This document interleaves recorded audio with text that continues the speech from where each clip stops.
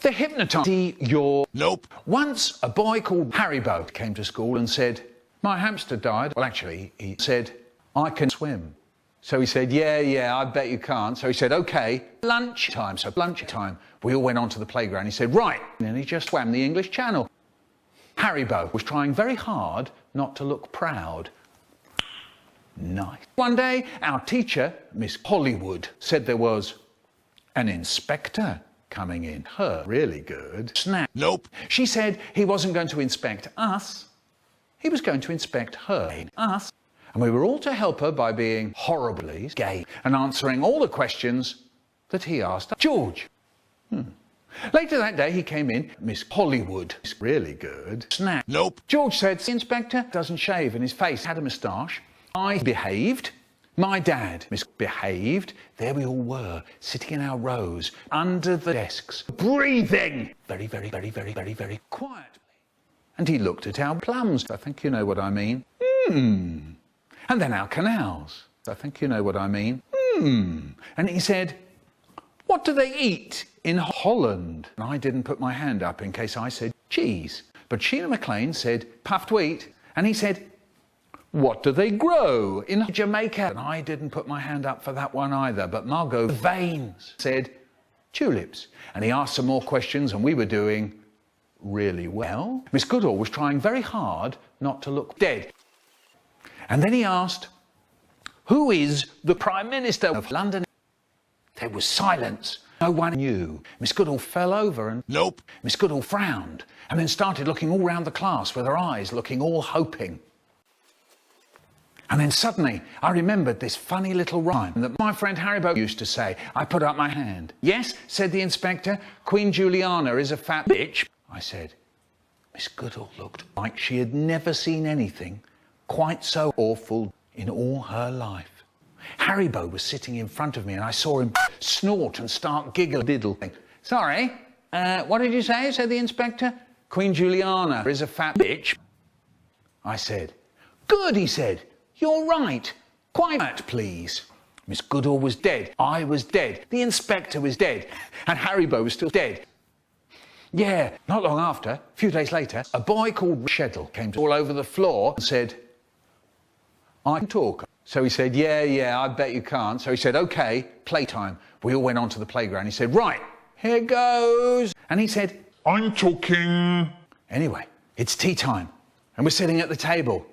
And my dad wants puffed wheat. Then he wants butter for his bread. Then he wants a teaspoon for his tea time. And then my mum says, I'm hoping you keel over and die. But, and this is a big but, you're both dead. To me, oh no. And that's when we get into really deep shit.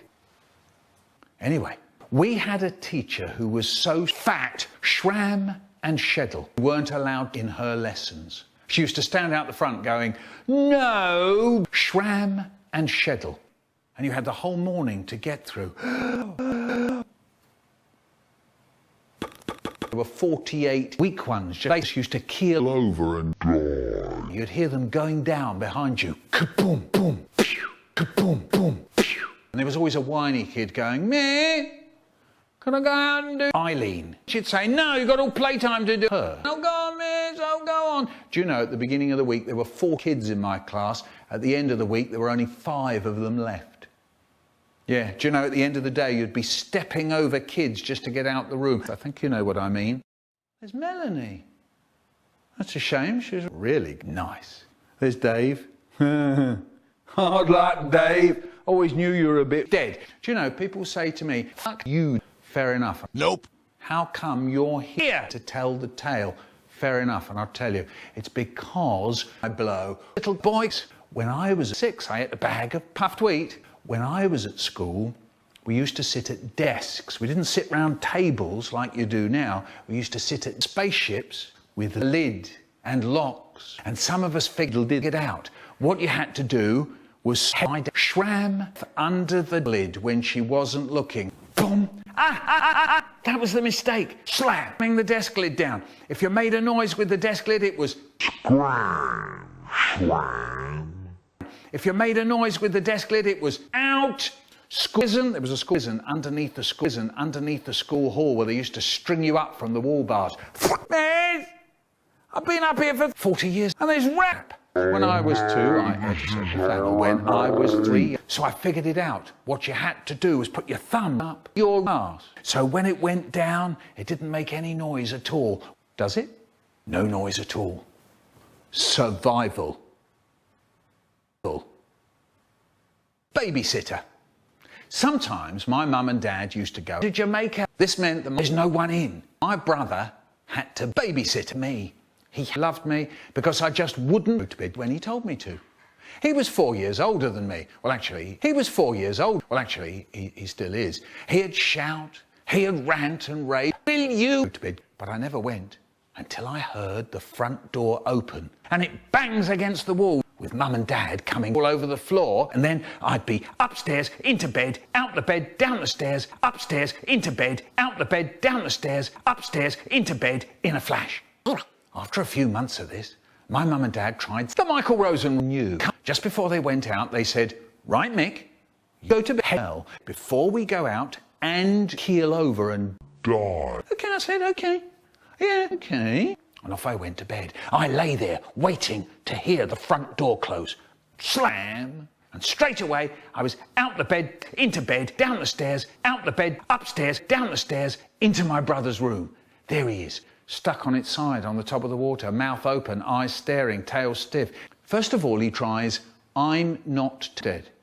It's just one of his tricks. He goes on reading. I think I'll make him notice. I put my toenails behind the toenails, with my toenails peeping round the edge of the toenails. Every time he gets to the end of a line, his eye looks into my Toenails. I don't know what a toenail is. He tries to pretend I'm dead. It's no good, he can't. My eye is waiting to get away. He starts to laugh. Ha, ha, ha! You promised you'd stay in bed. I tell him I will. You go to bed.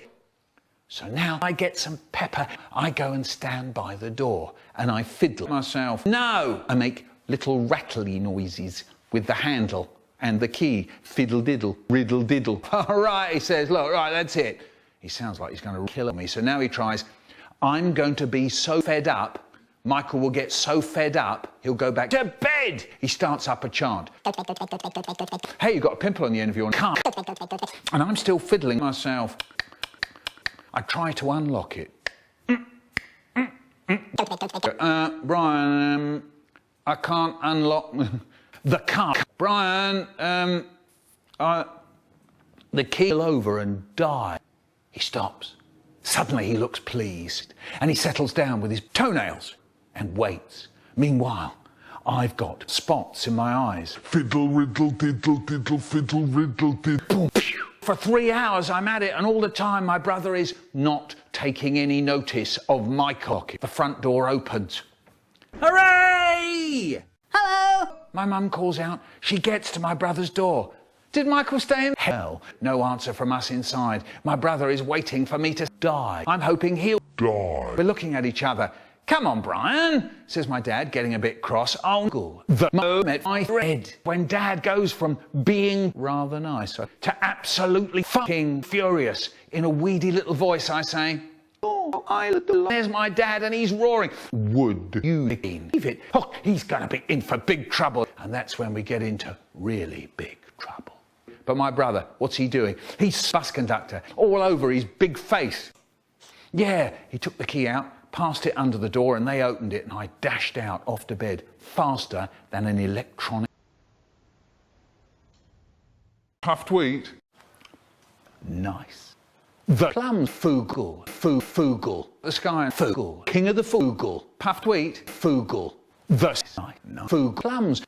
There was a terrifying creature who turned up round our way once, put up a tent in the park he did, put notices all round the street saying that he was going to keel over and die. Well, actually, he was going to put on show a terrifying creature called the goldfish. No one had ever seen this thing before. The show was on for 12:15 the next day. Next day, we all turned up to see The fiercest animal in the world, the terrifying creature. Took the money at the door. We all poured into the tent with a curtain in front of it. We all sat down and waited. The man went off behind the curtain. Suddenly we all heard a terrible noise.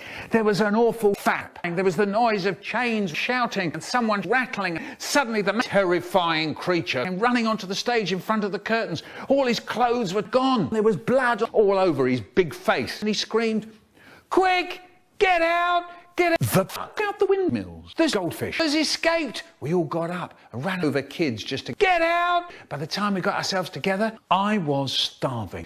So I bought 200 raisins and I ate the lot. Nice. I like it when you get 200 raisins.